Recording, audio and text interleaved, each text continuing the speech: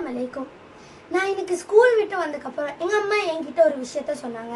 அதை தான் நான் உங்ககிட்ட சொல்லணும்னு விரும்புகிறேன். ரிதன்யா அப்படிங்கிற ஒரு பொண்ணை பற்றி இந்த தமிழகமே மிகவும் பரபரப்பாக பேசிகிட்டு இருக்கு. என்னன்னா, ரிதன்யா அப்படிங்கிற ஒரு பொண்ணை இந்த மாதிரி படிப்புகள் வந்த காலகட்டத்திலையும் வரதட்சணை கேட்டு கொடுமைப்படுத்துகிறாங்க. அந்த கொடுமை தாங்காமல் அந்த பொண்ணு காரில் உட்காந்து விஷத்தை குடித்து தற்கொலை பண்ணிக்கிறாங்க. அந்த மாதிரி பண்ணது மிகவும் கஷ்டத்தில் கொண்டு போயிருக்கு.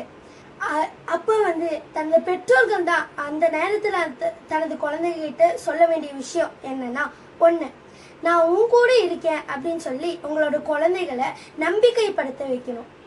2, இந்த சமூகத்தில் இருக்கவங்க உங்களை பற்றி என்ன சொல்வாங்க நினச்சி உங்கள் வாழ்க்கையை நீங்கள் கெடுத்துக்க வேணாம். நீங்கள் உங்கள் வாழ்க்கையை ஸ்பாயில் பண்ண வேணாம். உங்கள் வாழ்க்கைக்கு தேவையானது நீங்கள் மட்டும்தான். நீங்கள் நல்லா இருந்தால் மட்டும் போதும். உங்கள் வாழ்க்கைக்கு நீங்கள் தான் நல்லா இருக்கணும். இந்த மாதிரி நேரத்தில் எனக்கு உங்ககிட்ட இந்த விஷயத்த சொல்லணும்னு தோணுச்சு. அதனால தான் சொன்னேன். அஸ்ஸலாமு அலைக்கும்.